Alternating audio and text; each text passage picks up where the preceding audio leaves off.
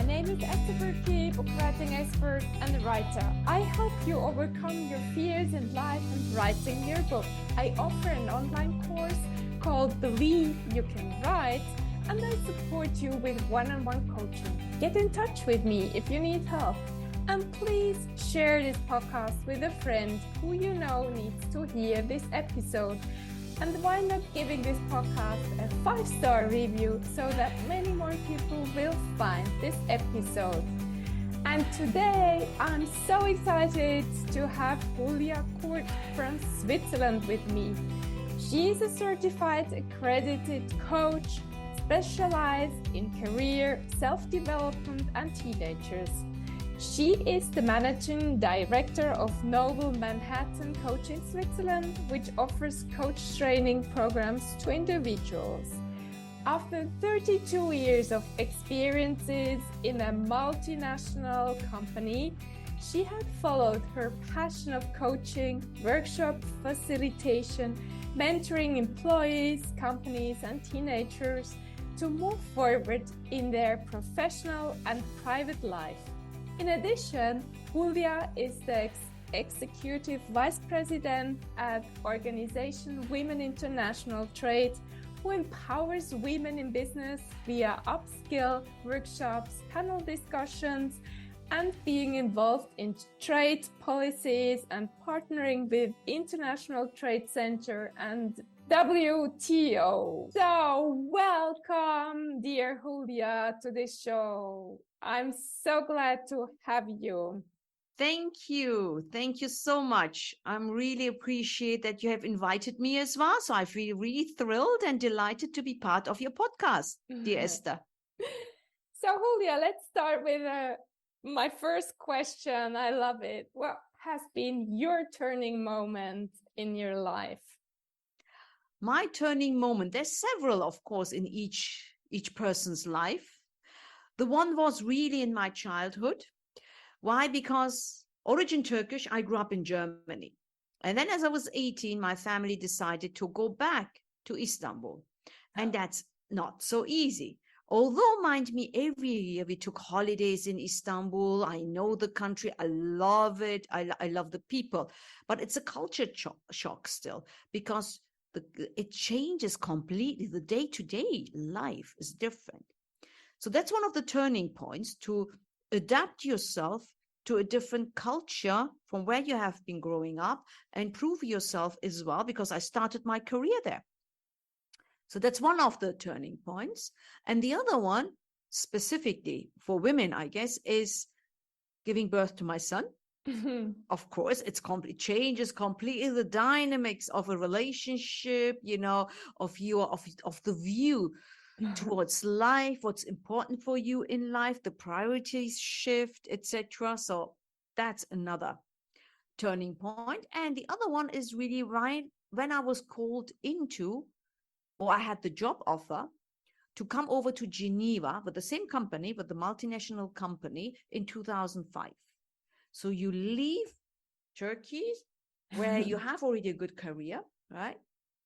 And then you take your family, get out of Turkey, your comfort zone, and you are landing in Switzerland. Again, I grew up in Germany, so I know the rules and everything, but still it was completely different. And what was much more challenging was that my husband followed me. It's always the other way around. And my husband didn't work. So he took the back seat. So it's the other way around with us. He took the back seat willingly. We discussed this, to be at home, to be with my son, pick him up, drop him off at football training, to birthday parties, doing the cooking and the shopping. And me, I was traveling around the world, having all these major positions and you name it, and meetings and projects, etc. Overtime all the time. Yeah. So these were these main turning points. And the last one, I must say, was I was made redundant, because after 32 years, they made me redundant. That was just before the pandemic. And what happened there? Oops, what shall I do next? You're already at a certain age, you're over 55, you're like, oh my God, And somehow I prepared it in my mind And I did, you know what? Now it's the time to do your own business. And I did my coaching diploma. I emphasize diploma, not certificate, because people do certificates for 50 hours and they call themselves coaches. No, I did the diploma, really studied, thesis, you name it. And then also the accreditation. And I added as well adolescence coaching towards that, because only life, career, or health coach is not enough, I thought, because whomever I coach, it boiled down to childhood somehow. And I added the family piece as well. So I created my own company. That was another thing. And as you were talking about author, I took the leap of faith as well last year to be a first-time author. Congratulations. So, thank you. And the What's book is out, is published, and I'm so proud of it. What's the name of your book, Hulya? Break Free from Your Hamster Wheel. Wow, great. And where can you buy it? You can buy it over Book Depository Okay. or Amazon. Okay. It's Great. available. Thank you. Wonderful. So, Hulya, whom do you coach? Whom do you love coaching? I mean, is it more you have all? Is it teenagers? Is it more professionals? Is it individuals? So, you know, I don't have a preference because each individual is very interesting and enriching. Coming from the corporate world, of course, career is much more easier for me, right? Because I know the dynamics. I did it myself. I call myself from zero to hero. I don't have any university, PhD, MBA, but still I could work up the ladder. I could be global transformation manager, change manager, implementation manager, you name it, and do all the certification whilst I was working. So I'm more acquainted. However, I love to work with young people as well, because they have a different mindset, and how they see the world is so different. It's fascinating. It's motivating. It's different. It gives energy. And sometimes it's more positive. Sometimes it's more negative. It really depends. But at the end of the world, you know what? I love to coach, you know, young people, because always something else comes up. And that's magnificent. I love it. And what's so different in their view of the world or their mindset? Well, they think about work differently. They want to have more freedom. They don't want to work like we did, for example, to get up at 9, work until 6, be in a suit or whatever. They want to have more flexibility. They want to have time for themselves. Some of them don't even know where to go. They have difficulties to choose a career path. For us, maybe it was much more easier, but now we've got such a variety that even gets confusing. And how they look at the world, because there's so much information coming in, and I shall say it's not always positive. How they look at the world, sometimes it's really negative, and you're getting very, very much like, oh my God, you know, this is not how you should look at the world. The world has got also good sides, right? We've got also good vibes. It's not only bad. Absolutely not. So it's different, yeah. And it's this, and leaders need to also manage the new generation in a different way. They want to be recognized. They want to be heard. They want to live out their creativity. They want to have a safe space. Well-being is number one priority for them. Other than that, they don't want to work in a toxic environment, etc., etc. So it's a complete different vibe which is going on now. This is interesting. And what does it give to you when you coach young people? Well, what does it give? A different perspective on life and how they look at life itself, a different perspective on a career and what they expect of a career. It's not like always money. It's more than that. It's more like their own values, which is important. When they have already established their values or what's important for them. And every conversation always adds something to your thoughts and also gives you a different perspective. because you learn. It's a give and take, actually. The coaching session is always a give and take.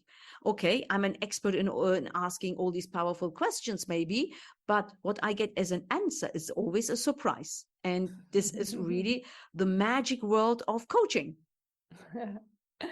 And personally, what questions are you asking yourself now, or what are your values? Did they probably changed since you left this multinational company? That's correct. It changed. Again, mind me, in the beginning of my career, we never analyzed values or something. You had your own inner values, being honesty, being ethical, loyal. Absolutely, that's important, loyal. And having fun as well, have some challenges, have the room for personal development. How it changed now, it's actually more flexibility. Because if you're an entrepreneur, if you're a solopreneur, or you have your own company, you can even say when you want to work, when you don't want to work. And that can be as well in the middle of the week, which is really wonderful. Sometimes you need to work more because you need to do everything yourself. But again, so flexibility, of course, having more time for myself. Again, we not there yet, but I'm trying to. But also living my creativity, because the beauty of this is that you're your own boss. So actually, you can create your own programs. You can create your own day. No one is telling you what to do. You can tell yourself what you need to do. And maybe if you have some team members or freelancers that you work with, maybe. So I at the moment, of course, it changed. And it will change further. The more you get, the more age you get, it will change over and over again. And if our listeners are some self-employed, some solo entrepreneurs, what are the tips you could give them? Because it's not easy to be working on your own and doing all on your own. And absolutely, it's not easy. Firstly, determination is key to success. You definitely need to have focus. You need to be determined. You need to be resilient. You will fall. That's it. That's the price that you pay if you're an entrepreneur. And by the way, that's my motto, like, try fast, fail fast, learn fast.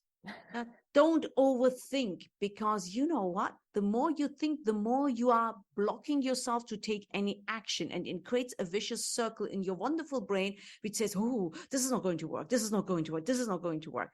Try, go for it. The worst that can happen, that the program or the package that no one signs up. Is it the end of the world? No, you try something else. And have grit, have courage, be out there, network, get acquaintances, have your LinkedIn profile up to date, connect over LinkedIn and online, any webinars that you can do, upskill yourself or constantly, be on the latest trends. And this is what you need to do. Sounds great, Hulya. Are there sometimes self-doubts in your own life? Absolutely, of course. How do you deal with them? How do I deal with them? What are your methods to get over the self-doubts? How to get over them? Well, if I've got self-doubts, I take a break. It's like the stop, stop. Okay, let's stop. Let's do something else. And that could be stupid stuff like doing housework, doing even laundry, or maybe iron, or just going around the block. But I need to change my mind. I need to get into a different mindset. I need to get into a different atmosphere, going out with friends, or having dinner, or just watching a Netflix series, whatever, music, dancing around in the living room. Sometimes I do that as well, for yourself. Just changing, getting a break. And I say, you know what? That's it for today. I'm not doing anything. It's okay. Because the next morning I will wake up and I'll say, you know what? Today is a wonderful day and it's going to be great. And I will do lots of stuff, and it's my work. It's my business. It's not a hobby, and I am my own CEO. And then you start again with the day. Sounds wonderful. How did you get there? Because I know it's hard work. It's daily work. inner work. Yeah, I mean, you need to always tell yourself your affirmations, yeah, to yourself, absolutely, that everything will be fine. You know, you do the best, you're good enough. Whatever you do, you're good enough. You have got always the positive attitude, assume positive intention from everyone, and you say destiny, prayers, universe, God, Allah, whatever you call, sending this wonderful energy out there, and the positive energy will come back. And that's what I believe truly, because somehow it will come back. Maybe not immediately. Maybe you want to have it earlier, but there is always a certain time when this positive energy will return back to you. And you will be even shocked when you see that. It's going to come like a sudden thing and say, oh, they have chosen me, or oh, my offer is accepted, or whatever it is. And you will be even surprised. How was Hulya at 18 or 20? Did you have a lot of self-confidence already? No, I didn't. Absolutely not. I was a bit more introvert, specifically as a Turkish child in a German school. And I was a bit chubby and dark hair. Although my German was good, although I had always good grades, but there was always a kind of discrimination. Like I'm not like the blonde, thinny, young girls in the class. That gives you a bit introversion. And that continued. I was never really outspoken. And at 18, I saw the world a wonderful place. I didn't see that I need to prove myself or do something. I just wanted to have fun, honestly, and be with friends. And there was no need to be extrovert or being so self-confident anyways, because you were with friends, right? I mean, that's it. But the self-confidence started to grow as we moved to Turkey, because there you need to get along. There you need to learn again Turkish. I mean, okay, at home we were talking Turkish, but it's not enough. It's different in a business environment. So there I started to get a bit more outspoken, because you need to. Then you're forced to. And if you don't get the piece of the cake. So then somehow life taught you, hey, you know what? Take that leap of faith. Nothing will happen. Let's see what's going to be the response. And the more I did it, the more I thought, oh, and realized and lived, nothing happens. There is no end of the world. And the worst that can happen, any ask that you have, is just a no. And the no, I mean, you don't have that anyways. Maybe it will be a yes. Then you have gained something. So that was my motto in my head. And I think that's my motto still. Because you know what, if we are not like life-saving professions, like, you know, the doctors and you name it, yeah, it's different consequences. But for us, you know what, just take it a bit more easy. Do what you can, absolutely. Be determined and focused, not lazy. From nothing comes nothing. You need to take action. However, don't beat up yourself. Have mercy on yourself. Great. And Hulya, how did you manage? I mean, I imagine when you were 18 and going back to Turkey, women weren't that expected to do great things in that society, or am I wrong? Well, you know, in 1984, it was a bit more modest. The expectation was always that a young girl she's going to get married. Okay, she wants to work, let her work a bit, let her get her thing out, you know, but then she will work, she will marry anyways, and she will get a kid and stay at home. That was the kind of mindset. And thanks God, I got parents who were supporting me, specifically my father, who said, you need to work, you need to stand on your own feet. And you know what, even if you are going to marry, I think it would be better if you're going to work. And as I got married at 24, my husband was always saying, you never know what life will bring. I want a woman who's standing in their own feet and she can feed herself if something happens to me. So he was supporting me as well. So I had that privilege to have parents and husband who were supporting me all the time throughout, to actually be part of the workforce, be part of the economical growth of the country and the organization, and for myself, firstly, of course. And that helped. In Reuters, because I was working in Reuters, the whole sales department was only women. So when we had, visitors over from abroad, they came into the sales department saying, these are all women. Yes, welcome to the Amazons, because it's a perception that a Middle East country, because Turkey is still considered as a Middle East country, there wouldn't be so many, women working. But nowadays, even now, oh my God, you should see, they're all powerful women. So yeah, this is my privilege, of course, that I had. And thanks God to them, I continued. And that's why I'm also very much in empowering women, in encouraging them and fostering them to take part actively in their own, for themselves, for their families, because if a woman has got power, has got a profession, is working and gaining money, she will invest first in her family. That means in her kids, and the kids ultimately will get a better education. That transforms again into the growth of the country, the economy itself, because the more educated you are, the more you're open for different things and you have more opportunities. So that's why I'm still on it, and I love what I'm doing. This is great. And what do you think nowadays? Is it easier for women? I mean, now Switzerland is kind of special or different than Turkey or Germany? Well, Germany, I didn't work, so I just studied there. But I can compare Turkey to Switzerland, maybe. Turkey, there are a lot of women. They all work. I mean, it's about, I don't know the demography. I never checked it out. But what I know, Istanbul, Ankara, big cities for sure, all women work. And even in the countryside. So they love to work. Maybe a portion, of course, sits at home, but we are more women friendly in terms of supporting families, mothers who have got kids. We've got in big companies, kindergarten, for example.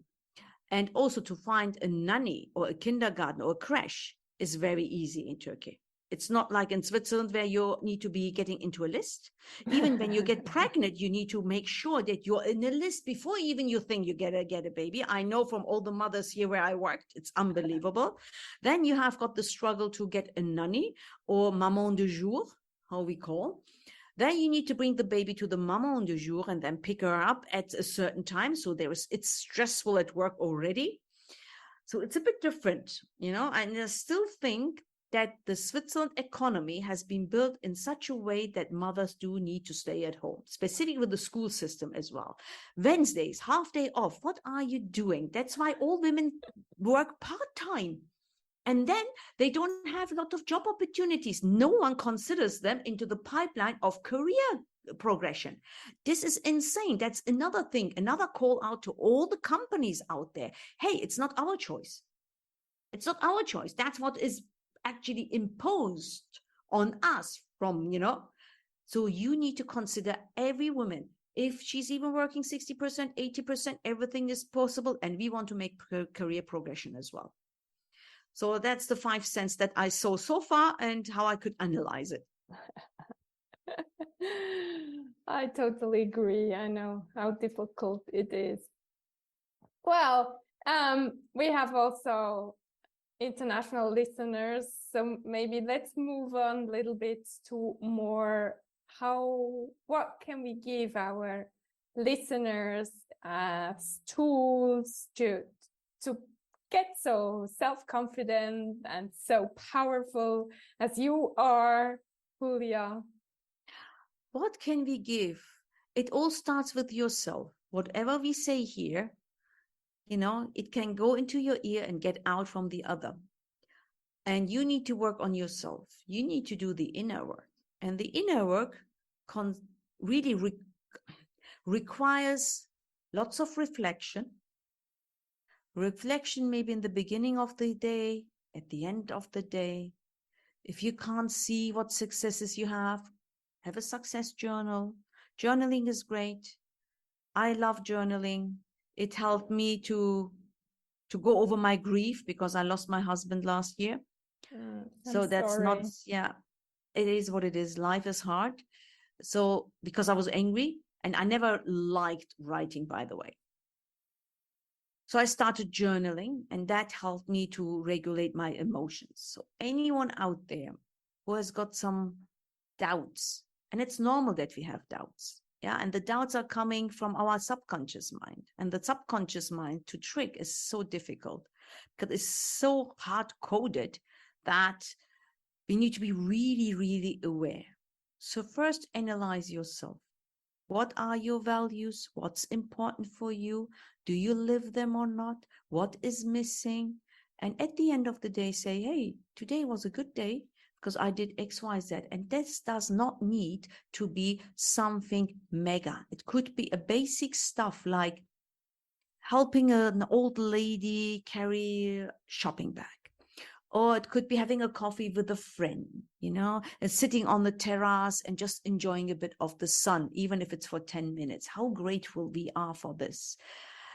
To be grateful for life, to open up the eyes and say, I can walk, I can touch, I can feel, I can see. All the things that we take for granted, to really realize how it is. And also for yourself, saying in the mirror, I'm good enough. I'm doing already good stuff, and what decision I made is a good decision, the way or the other. So believing in yourself is very important. And when your mind believes in that and has got this positive mindset, and that doesn't mean positive, it's stupidity that we neglect what's going on in the world. Of course we know. But positive mindset is different.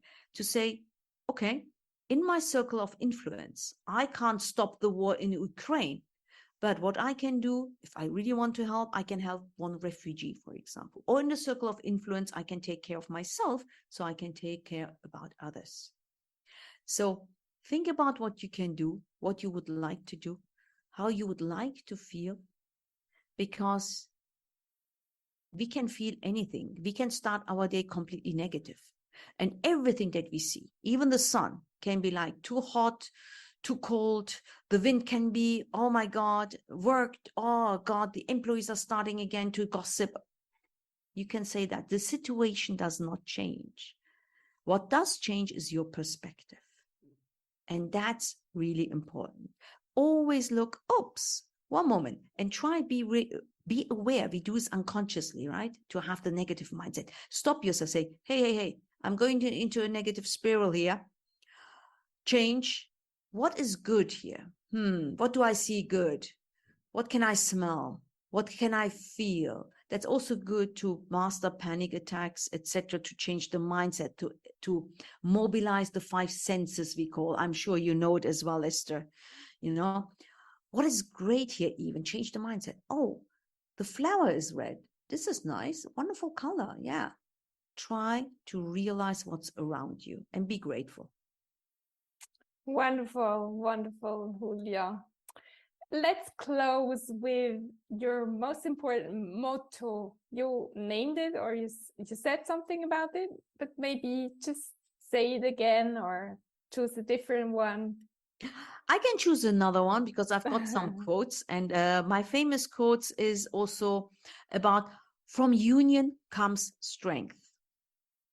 So it's very important for us as people to support each other, in a family to support each other, and to ask for help.